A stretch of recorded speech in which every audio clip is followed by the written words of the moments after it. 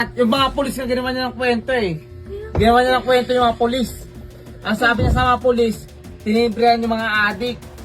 Sige nga. Sige. Oh, sige. Sige Oh. po, check niyo po. Lasing po kayo.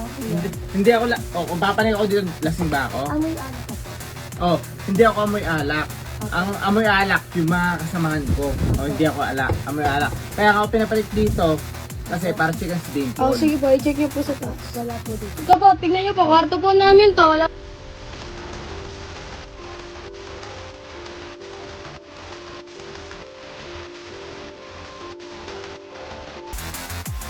Nanahimik kami sa estasyon, sasabihin niya, ano, oh, sige.